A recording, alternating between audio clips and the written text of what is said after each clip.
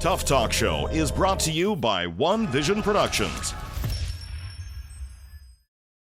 It's time for Tuff Talk Show. Hi, my name is Forrest Tuff, co-producer and director of Released. This documentary addresses the experiences of individuals leaving the prison system, attempting to reacclimate themselves back into society. The purpose of this documentary is to show the struggles and successes of each individual before and after incarceration, with the hope of never returning to the prison system again. Please enjoy watching Released.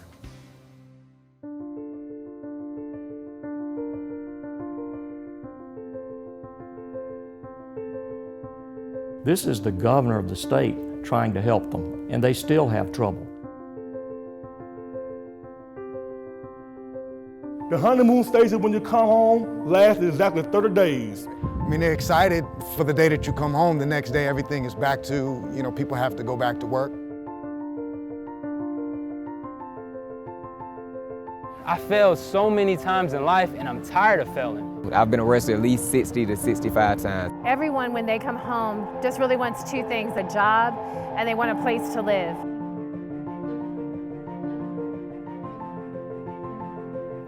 It's time to think differently about reentry. People do need to be punished for their crimes. That's our job. But when this punishment is over, when their sentence is served, these citizens are going to be rejoining our communities in numbers of over 600,000 across the country each year. So when they return, these citizens, they need to be able to reconnect with their families. They need to find a job. They need to take care of their children. But they can't do that if they can't find housing, if they can't find a job, if they can't get their needed mental health treatment, and they can't support themselves. So we just need to rethink some of the obstacles that are making it prohibitively difficult for these citizens to make it when they return, so that they don't turn back to a life of crime, so they don't reoffend. And we need to offer help and support where that's needed.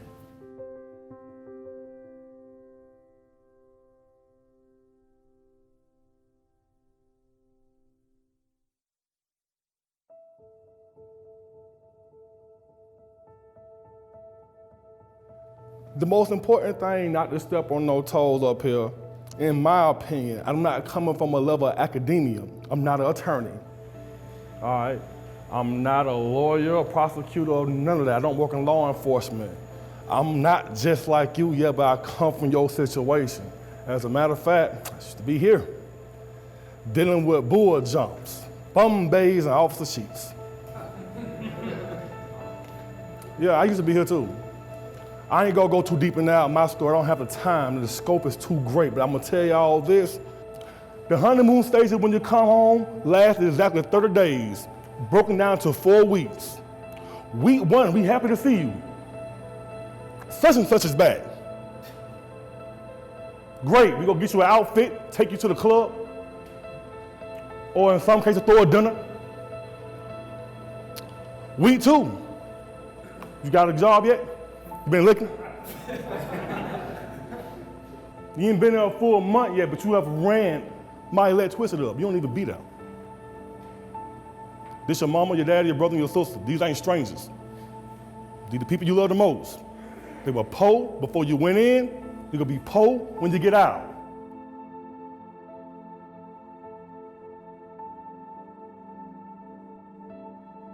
Because I actually went in prison when I was 18. So when I got out, I was still 18 years old mentally. And so you're just talking about a young man that was tied up in a grown man's body. And so I was excited. It was like a new experience for me. But when I got out, it was totally different than what I had expected. It was totally different from what I had planned because the challenges was a lot different. And I realized that I had went, by me going to prison at such a young age, I didn't have an opportunity to take on the responsibility as an adult. So when I got out here, man, not knowing how to balance checks, not knowing how to turn on lights, not knowing how to apply for an apartment, not knowing how to fill out an application, do a resume. Shoot, to some point, not even know how to go grocery shopping. Because when you're a convicted felon, of course, you're gonna be rejected a lot. The most challenging part was I had to smile even when I wanted to frown and cry. I had to keep smiling because I was determined to be successful, and I was determined to make it But like I say, when you're in prison for so long and things are given to you, everything is just laid out for you, you get out here and now you have to, you know, do everything yourself. So,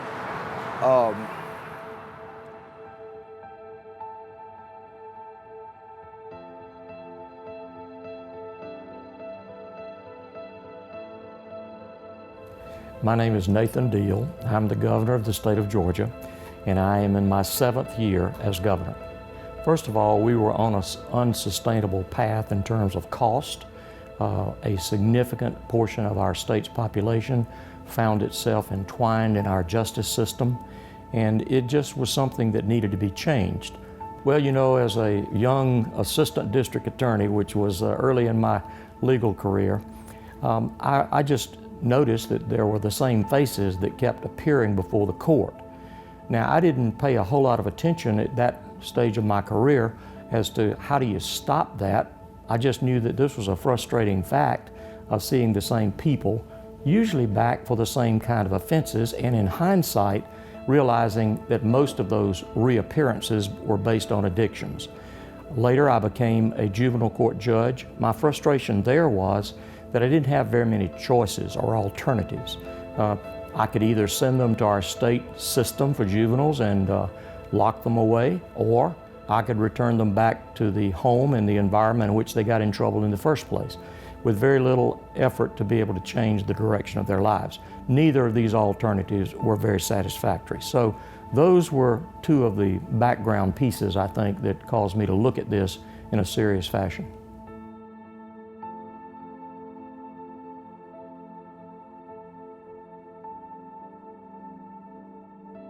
When I was a child, I didn't really have a lot of professional dreams as far as like what it was I wanted to do. It was a lawyer who lived in my neighborhood, and he owned a lot of the houses around us. So where I grew up at, most of the houses were either drug houses or was a low-income house with a single parent. The only houses that really were nice, he owned all of them, and he kept his properties up really well. So I didn't know a lot about what he did, but I liked his lifestyle. So I thought to myself, I could be a lawyer because I saw the lifestyle he lived. And then once I got older, that's when I started seeing all the drug dealers, and I started noticing how their lifestyle was. And because I didn't really know the lawyer and I didn't know how he became a lawyer, I decided it would be easier to be a drug dealer and live that lifestyle because it seemed more in reach. I've been arrested at least 60 to 65 times, at least. Once I got arrested right here for the first time, it seemed like a cycle. It seemed easier. Every single time, it just seemed more normal. And just in one county, in a 6-year time period, I've been arrested for over 15 felony offenses, spanning from drugs to guns to all kinds of different things. And sitting back looking at that sheet of paper and looking at what my life used to be and how I used to be, it blew me away just to see how short of a time period that is and how much I did in just that short of a time period.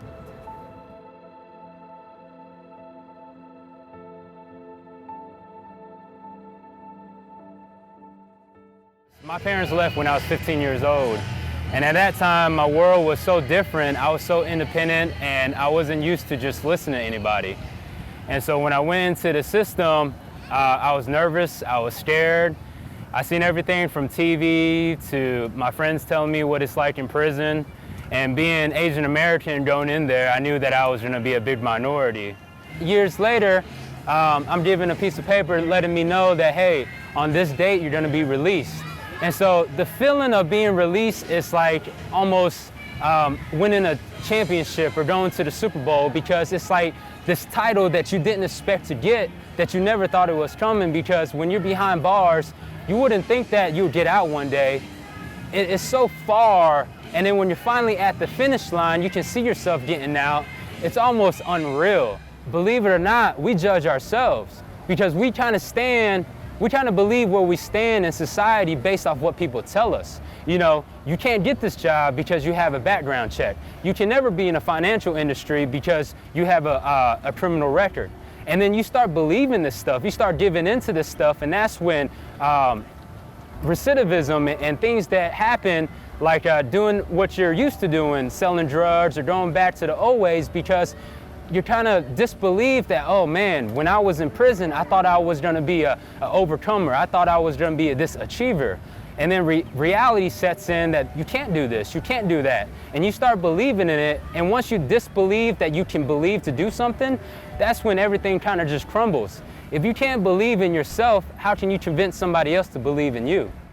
I actually grew up in a lot of domestic violence, and I really didn't have a lot of hopes and dreams when I was a child. I just really didn't really think about that. I just wanted to get out of the house. I just wanted to be gone. Pulaski is a women's state prison, and I went there for trafficking methamphetamine. I was in prison once before, and when I came out, I couldn't even get a job at McDonald's. I mean, I put application, and you know, I just kept getting shot down left and right. And I got back into construction, and when the weather's bad or what have you, you're out of work for a period of time. And then, you know, when you have dependents and people depending on you, you have a whole household depending on you, what else? You're gonna go make the easy money again. You're watching Released on Tuff Talk Show. Recidivism, a tendency to relapse into a previous condition or mode of behavior, especially relapse into criminal behavior.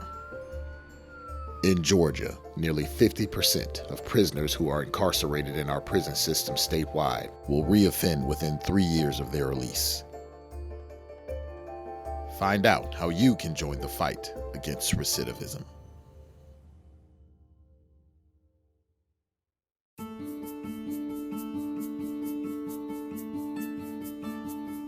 Contrary to the long-held belief that nothing works, decades of research and recent memory have proven otherwise.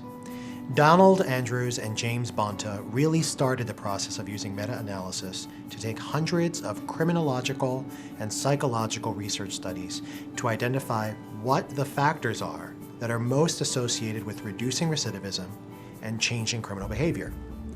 Their work, initially published in the 1990s, has been succeeded by many other prominent researchers and continues to be validated today. They identified 4 major principles to capture these best practices: risk, need, responsivity, and fidelity. Often referred to as the R&R principles, which unfortunately leaves off the very important matter of fidelity, these are the basis of what research-based smarter sentencing really is.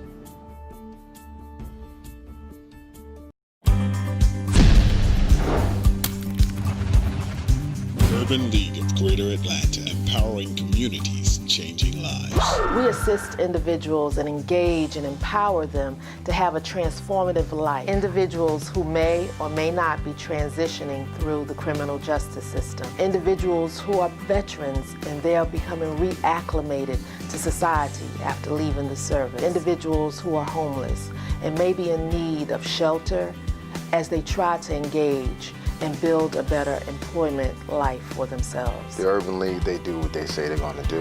Urban League of Greater Atlanta, empowering communities, changing lives. As the nation's doctor, I often get asked, what should I do if I think I might have coronavirus? People who are sick should stay home. You don't go to an emergency room, you don't go to a clinic. You get on the phone and you ask for advice and instructions from your physician. We don't want you to go into the ER or the doctor's office without talking to them first because you might spread coronavirus to someone else. Please visit CORONAVIRUS.GOV for more information. Jordan knows he shouldn't eat this entire bowl of nachos, but tonight he's earned that right. Because a few hours ago in the middle of happy hour, he recognized a sign. Not from the gods or a bolt of lightning, but from a double heart, a kissy face, and a fourth ha in ha ha ha. That's when Jordan knew he was buzzed. So when it was time to go, he got a ride home instead of driving. Be a legend like Jordan. Recognize your buzzed warning signs and get a ride home. Buzz driving is drunk driving. Tuff Talk Show. It brings a lot of regret. It brings a lot of, I wish I would have not done this. Being a high school student with a 3.8 GPA and 2 basketball scholarships, I was incarcerated for 11 counts of armed robbery, 5 counts of aggravated assault, just for being the driver of the car that my mother purchased for my graduation gift. Pick up a tray. I went to a cosmetology school, Empire Beauty, here in Georgia. Yeah, we'll take you in to come to school. But when you graduate, you have to go to the state board to get licensed. And I know from my experience, you can do hair, but if you get caught doing it without a license, where am I going? Back to jail, and that's not where I'm trying to go. So to get just to be a cosmetologist, just to dye somebody's hair, just to perm their hair, to braid their hair, wherever the case may be, put curls in it with a curling iron. You mean to tell me I can't get a license for that? So I'll try to be a barber. You can't get a license for that. So what do you tell a person like me? For so long, I just made it a habit to lie on my application and worked at a place until they ran that background check. And I said, they have to tell me that I have to leave. They're gonna tell me that they can't hire me any longer. And what happened was I started to take jobs for short periods of time just to try to accumulate as much money as I can until I was able to get on my feet. So then I thought about it, I cannot be the only person going through this. What are people doing when they get out? I know I can't be the only person going through this. And so, so then I said, okay, well, maybe entrepreneurship. That's the one thing they don't do a background check. Oh, thank God. Thank God. So the first thing to talk about with a criminal record is that 70 to 100 million people in America have a criminal record. That's anywhere from a quarter to a third of the population almost. Some estimates are that 30% of working-aged adults in America have a criminal record. To put this in perspective, that's almost twice the number of those who are impoverished in America. It's almost 9 times or 10 times the number of veterans in this country. It's a huge part of the population. Here in Georgia, it's almost 40% of the population. So big chunks of the population have a record. And by record, we talk about someone who's been arrested and or convicted, because both can become a problem for you if you're trying to get a job, if you're trying to get housing, if you're trying to go back to school, if you're trying to get some kind of benefit. You know, it seems that because a person gets a felony or a person goes to prison, somehow society has come to the point where we write them off. And we need to understand that these are individuals who are coming out of prison, and whatever their offense was or whatever they were convicted of, they have paid their debt to society. They still have families that are dependent upon them. They're still human beings and individuals that are in need of just the general necessities to sustain their lives. So that they need to work. And we need to make sure that, we give them those opportunities and just do not write them off. One of the other things that I think is important to understand is that because many of them have been disqualified from being considered for employment by many employers, what has happened is we have a very large untapped resource of trained, ready, and eager workers who have not been tapped into because we've disqualified them simply because they made a mistake, they paid for it, but for some reason they wear that X for the rest of their lives. Once you get that F, that felony, that is something that is carried on your name for your whole life. It means that no matter what you did and when you did it in your life, you will be judged by it. I guess it's just real talk. People think that sometimes just by being arrested, going to jail, and even going to prison, that's where the real fight begins. It doesn't. The biggest fight is coming home and facing the reality of life as a convicted felon. This stack right here, these 200 business cards represents my fight and my struggle to come home. I have a master's degree. I have years and years of human services background and experience, but I was unable to get a job. These cards now sit on my desk at my job to remind me of how grateful I am that I actually have a job, that I'm able to pay rent, and that I'm actually able to pay taxes and do my part. It keeps me free. But on the flip side, when you try to move forward, and that's what this stack now represents, now that I'm looking for that second step or that next level to go to, it's another fight.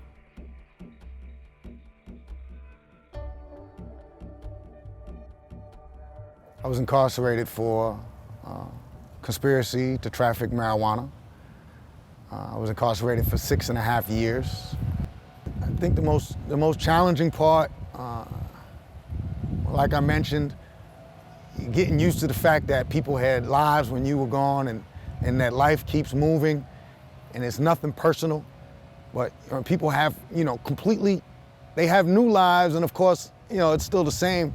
My children were still my children, but they were used to me not being there for 6.5 years. So, I wanted to take them in big doses, and they probably wanted to take me in small doses. And for their mom, my wife, it was a really huge adjustment period for me because, people grow apart when they're away for that long. People grow, people become more independent. A lot of trust is broken. Number one, if we're dealing with a person that don't have family, for some reason they disconnected their family, or they don't know where their family's at this point, or don't know how to get in contact with them, and being released from prison, they don't have homes to go to, they don't have a job, they don't have clothing, food, whatever. They don't know how to contact probation, parole, or how to carry on that conversation of assistance and help. They are expecting them to help, but parole tell them, no, only thing we do is supervise you. And that's heartbreaking for them because now they're kind of lost of where to go and what to do. Well, having us to call or to come by and connect with all of the services that they need, we help them with it. We help them to locate it, or we either provide it for them.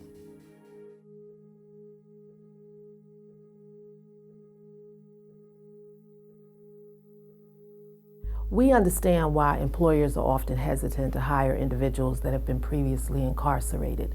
They might have skill gaps, might not have been in the workforce for a very long time. There are other things that may attribute to them not being the best employee that they could be. But listen, the Urban League believes in cognitive restructuring.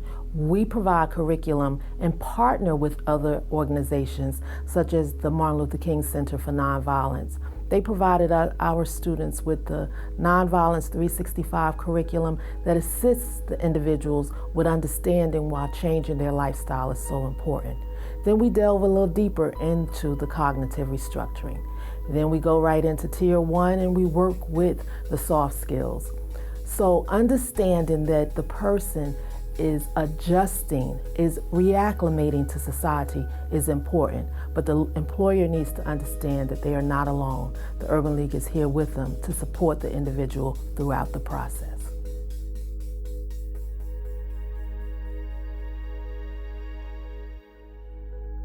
So if you have a record in America, there can be a set legal way it becomes a problem for you, meaning that some places will say, no, we can't give that to you, no, you can't get a job here, no, you can't live here because of your record. Having a criminal record, this huge part of the population, is a barrier for people to basically rejoin the productive ranks of society. So in Georgia this past year, thanks to Governor Deal's work around criminal justice reform, there was a bill that passed that basically took the ban-the-box framework and applied it to the licensure process in Georgia. So what that means is that now going forward is that licensure boards and these folks who have to make a decision are given a perspective, a framework, a paradigm for how to deal with that record. I have had the opportunity and the good fortune of being able to try to help some of these individuals who are returning. We have a program where almost all of the individuals who work at the Georgia Governor's Mansion are inmates. They're in a transition phase of serving their sentences.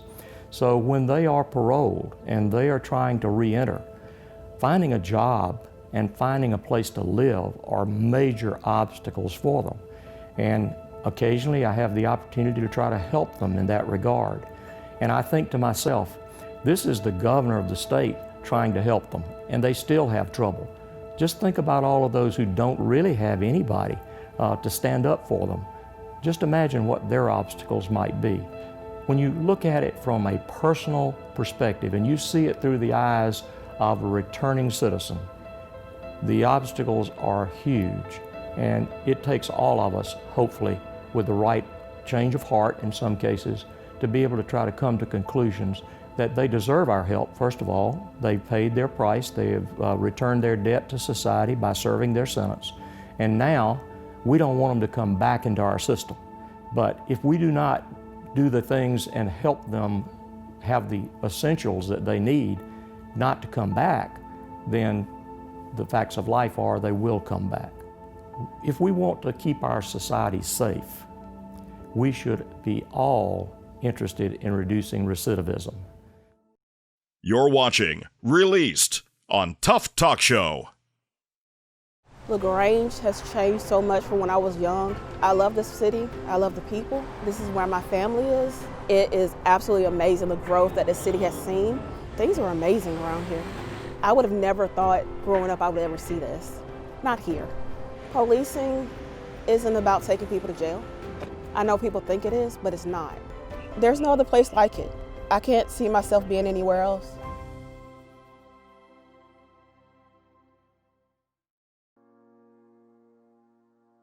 I'm Mona Lisa Johnson, founder of Parents with Incarcerated Children, Inc., and I too have an incarcerated child. At PWIC, Inc., our mission is a simple one: to make sure that if your child is incarcerated, we provide you with the tools so your own personal journey to freedom comes with as much grace and ease as possible. Let's face it, the United States of America is the fastest growing incarceration nation. Men and women are being jailed at an alarming rate. Communities and families are falling apart, and humanity is taking a turn for the worst right before our eyes. Unfortunately, parents with incarcerated children are the forgotten piece of the puzzle. Their emotions are shook. They are misunderstood and often judged. They don't even know how to help themselves or their children, and they don't know where to turn. We are Parents with Incarcerated Children, and I will be with you every step of the way. Thank you for joining. Hi, my name is Omar Howard. I am the founder of Freedom is a Choice Incorporated, which is a nonprofit organization geared toward encouraging our youth from the ages of 8 to 18 to choose freedom over incarceration. Many children today don't have appropriate structure and balance in the homes, and the lack of that stability sometimes leads to bad decisions. We here at Freedom is a Choice seek to provide a highly effective mentoring program that would encourage our youth to choose freedom over incarceration. So SCORE really has three different aspects of things that we do. One is that we help by providing mentors for free for anybody that needs a mentor to start a business. Now, for citizens returning to society, we have a great deal of services because a lot of these citizens may not have a good job history, and they may want to be starting their own business because that's something that you can do and you don't have to report to anybody. And so we offer quite a few services to people returning to society that can help them in terms of understanding how they do their business plan, what do their financials need to look like, and frankly, how much do they need to make to put food on the table at the end of the day. And that can take time and can be daunting, and so just to have somebody to talk to about that is, I think, pretty important.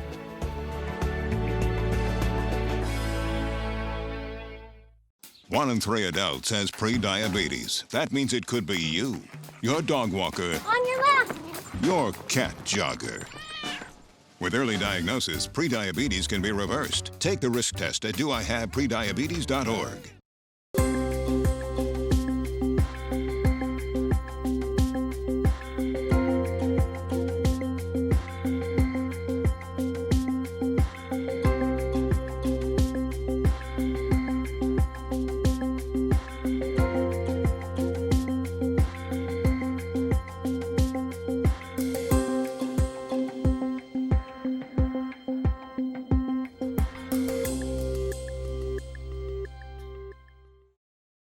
And now, back to Released on Tuff Talk Show.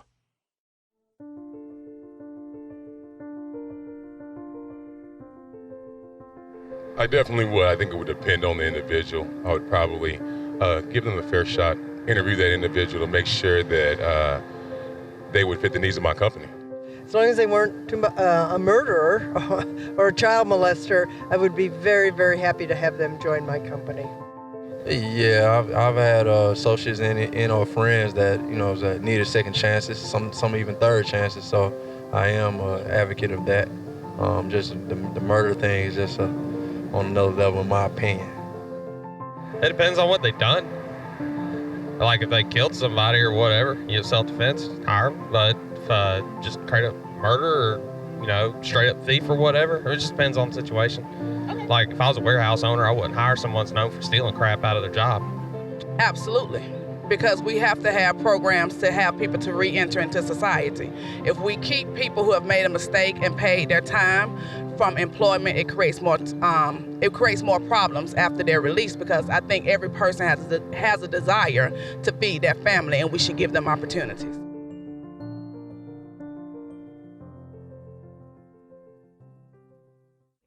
I think you take each individual case by case. And you really need to, and it happens regardless of whether they have a criminal record, that you need to try and understand that person, their core values, and specifically in the case of a criminal record, we as a society assign some value or some penalty to things that people are convicted for.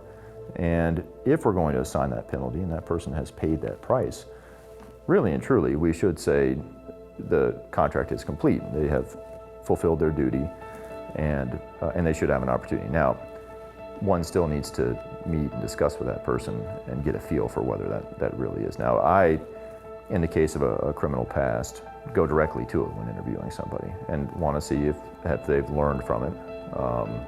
Are they making excuses for it, or are they accepting it and saying, I've done this, I've paid my price, and I'm ready to move on from it, and I need somebody to give me a chance, and I'll pay that person for that chance. I think if you get the right person in the right scenario that just needs an opportunity, you could certainly benefit from that, and they can be thankful, and you can have a great relationship. When I was a kid, I wanted to be an architect. So I am pretty much in the field that I wanted to be in. Coming through this program has helped me out, so the limitations I haven't really seen it like that, because this program has been so much to me. They pretty much teach you everything that you're supposed to, steps that you go through to prepare you for a job. The hiring fair, the credentials, it helps out a lot. Being stable with employment, it gives you something to do, it gives you money in your pocket, and you don't have to worry about looking over your shoulder doing something wrong. I think more of the people who come out of prison or a county jail is willing to work hard if they're willing to change their life. But it has to be inside that person. They have to want to change, and if they're willing to change, then they're gonna want it. They're gonna strive hard for it. The inmates do all of the county's work, from paving roads to patching to janitorial, parks. As you came in, you saw a lot of heavy equipment to the left. That's our shop, and they do all the maintenance work for the vehicles. So actually, we give a certificate to them for just job skill development. And one of the aims of a county camp is to get inmates into the habit of job habits, getting up in the morning, reporting to work on time, that sort of thing. I've actually learned how to pave. I picked up the paving trade while I've been here. I did that for 18 months and I've done quite well at it. I know every little bit of it, so I can do that by myself, driveways or whatever, or work for a company if they'll hire me. When I came to prison, which believe it or not, I was a general manager of 2-man in the truck. I would like to start my own moving company, but I know when I first get out, I'm gonna have to probably go to work for somebody when I get out of prison, and just hoping that, me being honest with them and telling the truth about my incarceration, that they will give me a chance.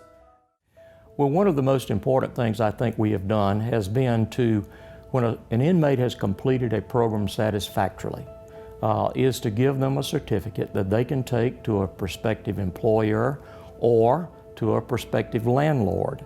And with that certificate in hand, those two individuals, the employer and the landlord, has a rebuttable presumption that in the event someone sues them for improper hiring of this individual, they have a rebuttable presumption that they are not liable for that decision.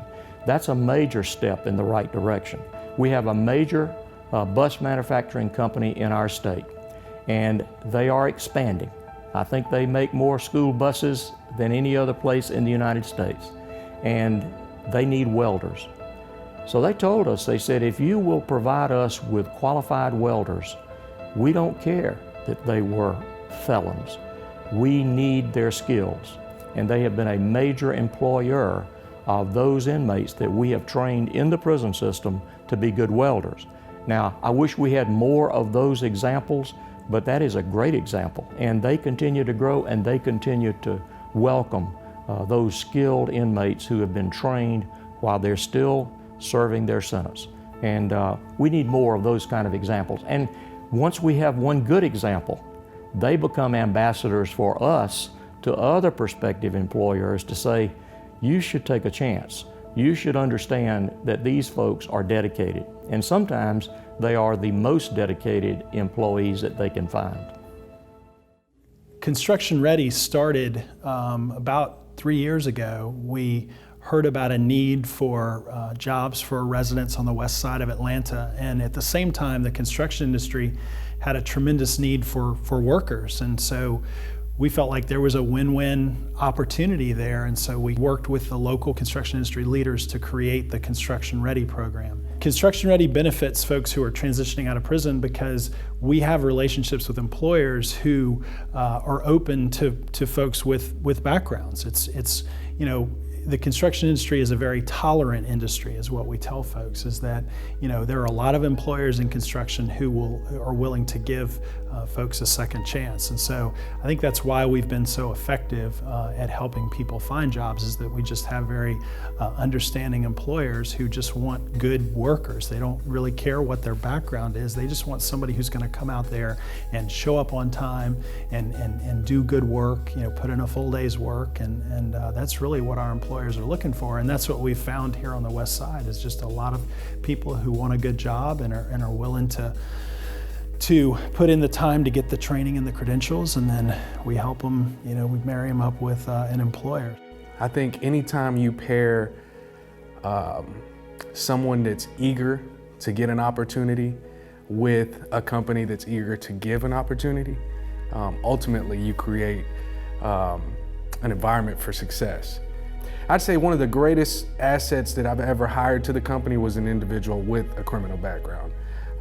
His name's Nicholas Sherlock Holmes. He actually, and that's his real name, Nicholas Sherlock Holmes, and he actually graduated from the Construction Ready program, and he did phenomenal. You know, within 5 years, he'll be making $25 to $30 an hour with bonus, pension, insurance, and things like that for his family. So he definitely set a high standard, but he's also reaped the benefits. Well, through Westside Works, you go through about 30-day training where you are, number one, you're drug screened to make sure that you're not doing any outside recreational activities that you're not supposed to be doing. You have to be here every day on time. You can't miss any days. I mean, maybe you can miss one. I think you have the one day that you can miss, or matter of fact, or be late. Of completion of the workshop, you have your resume all written up and everything. The jobs come to you. So it's the opposite. You don't have to go to the jobs come to you. You sit down, as me and you are sitting down, they read your credentials and they offer you a job. So I was offered multiple jobs. So I had a choice to make, you know, after this, you know, which I've never had. Imagine going to a job fair and having a choice of which job you can pick. So Westside gives you that option. You're watching Released on Tuff Talk Show. Hi, my name is Omar Howard. I am the founder of Freedom is a Choice Incorporated, which is a non-profit organization geared toward encouraging our youth from the ages of 8 to 18 to choose freedom over incarceration. Many children today don't have appropriate structure and balance in the homes, and the lack of that stability sometimes leads to bad decisions. We here at Freedom is a Choice seek to provide a highly effective mentoring program that would encourage our youth to choose freedom over incarceration. Freedom is a choice. Recidivism, a tendency to relapse into a previous condition or mode of behavior, especially relapse into criminal behavior. In Georgia, nearly 50% of prisoners who are incarcerated in our prison system statewide will reoffend within 3 years of their release. Find out how you can join the fight against recidivism.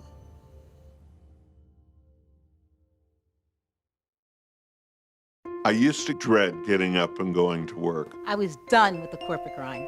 I was tired of being a starving artist. I started looking around for a business that I believed in, and I kind of wanted to do something a little more green. For my kids, My art is my passion. My SCORE mentor helped me take the first step. He helped me create a business plan and helped me implement it. Feels like you're not in it alone. How to expand My business. If you get a solid foundation laid, everything else falls in place.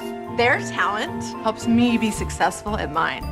My SCORE mentor has been tremendously helpful in the marketing of my business. Every person I've encountered with SCORE is so incredibly passionate about what they do. SCORE helped me to make the unimaginable possible, all for free. For free. I could not have done it alone. I'm here because of SCORE. I'm here because of SCORE.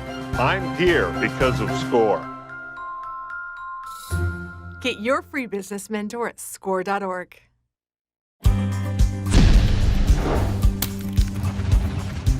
Urban League of Greater Atlanta, empowering communities, changing lives.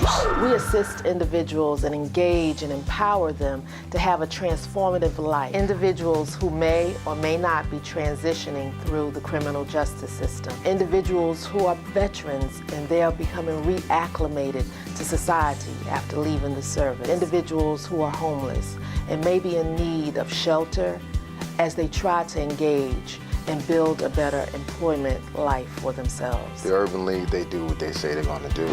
Urban League of Greater Atlanta, empowering communities, changing lives. How do you protect yourself and others from coronavirus? Avoid touching your eyes, your nose, and your mouth. Wash your hands often with soap and water for 20+ seconds. Clean and disinfect surfaces and objects. Together, we can help slow the spread. I'm Mona Lisa Johnson, founder of Parents with Incarcerated Children, Inc., and I too have an incarcerated child. At PWIC, Inc., our mission is a simple one: to make sure that if your child is incarcerated, we provide you with the tools so your own personal journey to freedom comes with as much grace and ease as possible. Let's face it, the United States of America is the fastest growing incarceration nation. Men and women are being jailed at an alarming rate. Communities and families are falling apart, and humanity is taking a turn for the worst right before our eyes. Unfortunately, parents with incarcerated children are the forgotten piece of the puzzle. Their emotions are shook. They are misunderstood and often judged. They don't even know how to help themselves or their children, and they don't know where to turn. We are Parents with Incarcerated Children, and I will be with you every step of the way. Thank you for joining.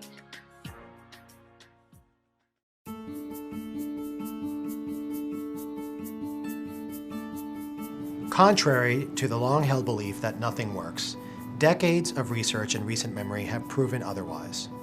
Donald Andrews and James Bonta really started the process of using meta-analysis to take hundreds of criminological and psychological research studies to identify what the factors are that are most associated with reducing recidivism and changing criminal behavior.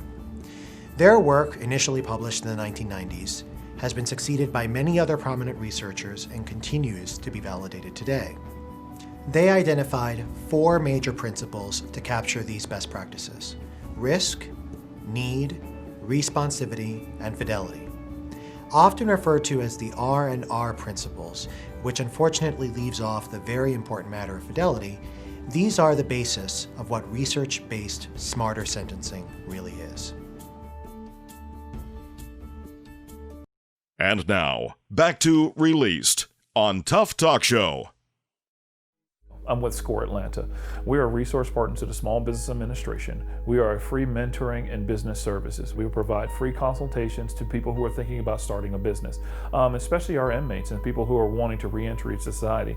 A lot of inmates have had skills before they went into prison, and sometimes they've learned new trades while they're in prison as well, because we know that there can be a challenge sometimes when inmates do leave prisons and being able to find a job. And so with our free SCORE mentoring services, we can help even them be able to monetize some dreams and things that they might have been thinking about while they were incarcerated. And our free services is dedicated to helping everyone in business.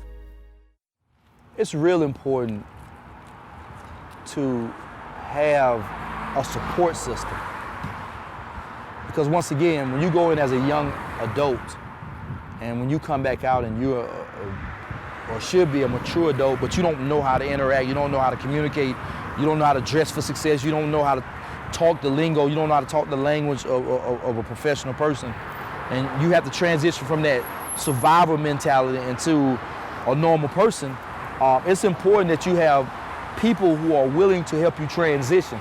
And of course, that's what made my transition a little bit better, because it's several people that took an interest in my life. It's very important for society and individuals to forgive persons who have violated the law and have been punished for it, to give them another chance for several reasons. First of all, I'm a Baptist preacher. I preach the gospel of Jesus Christ. Jesus was from a town called Nazareth, and it was a town and village very much like that of English Avenue community, south side of Chicago, other communities in the nation that are stigmatized by high crime, by a very negative image. In so many instances, the best people are found in the worst places. I wanted to finish school, I wanted to educate myself, and I wanted to continue on a journey that started many years earlier. So the institution of the university, it offered me so many different things. It offered me partnerships, it offered me mentors, it offered me an opportunity to rebuild my life. It offered me the opportunity to travel. I was able to travel abroad. I went on a study abroad to China. My advice to anyone coming home from prison or with a criminal record is trying to get a job, may get discouraged, it may not be easy to find work. My advice to them would be never forget. Never forget what it was like when you were in prison making 12 cents an hour or 30 cents an hour or when you weren't making anything.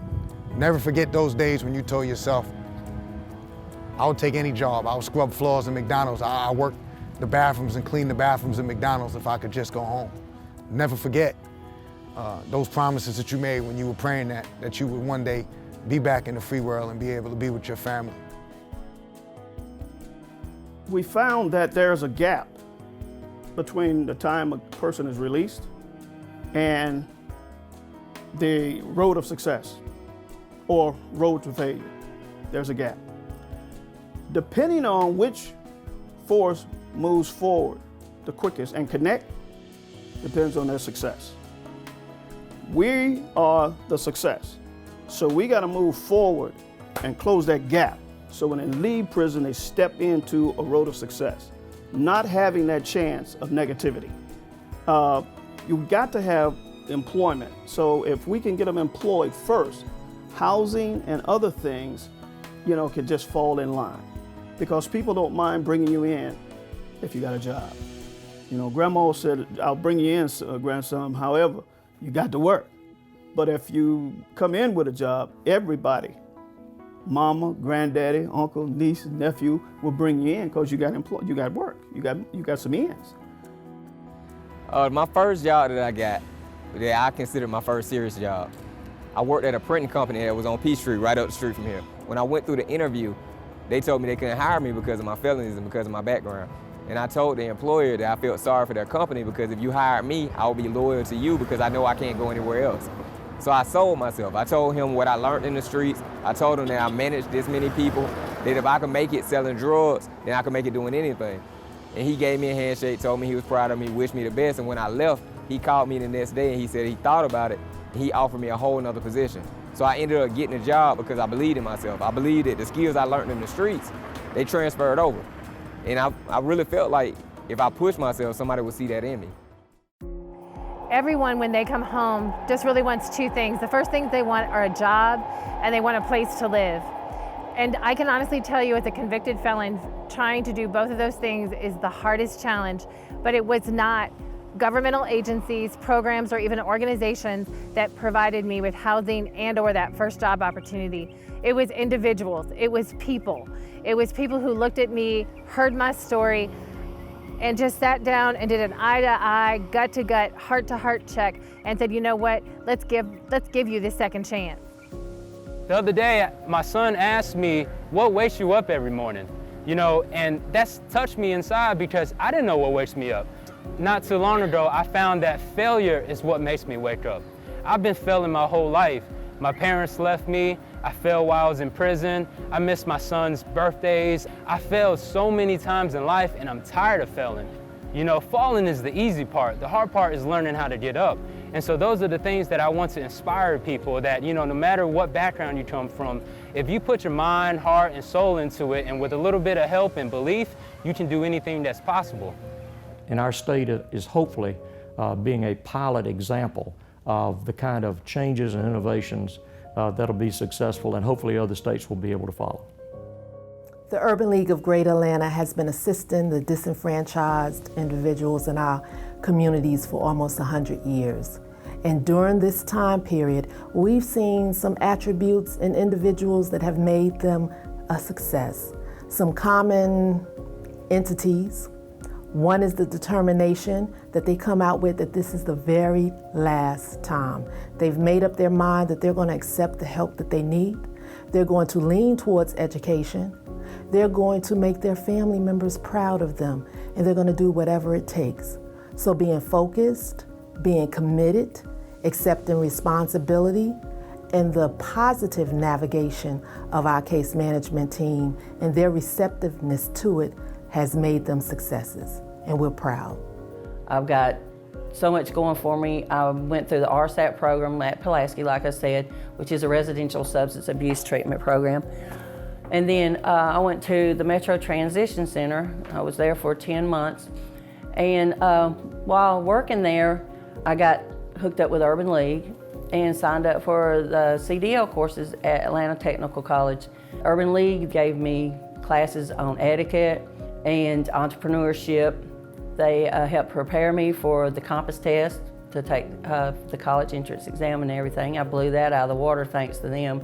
So I went through classes and got my CDLs. They also put me through the Martin Luther King's 365 nonviolence training. I have hope now for the first time ever in my life.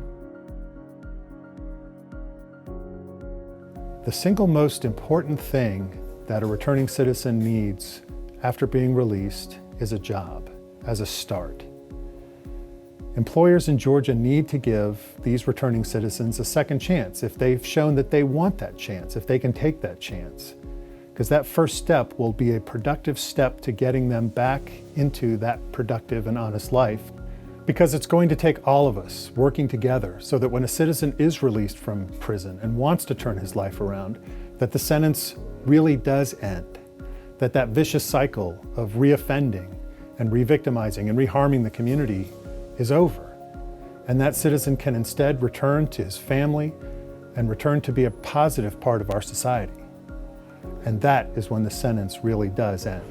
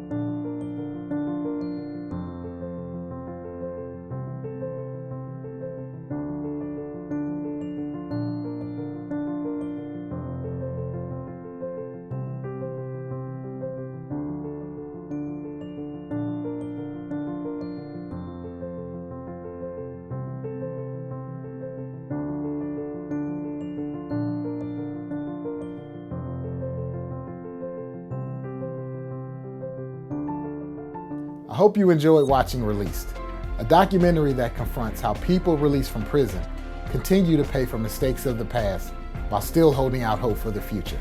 I'm the co-producer and director, Forrest Tuff. Thank you for watching Released. If you'd like to be a guest on Tuff Talk Show or know of an interesting person or organization, send us a request to tufftalkshow@email.com.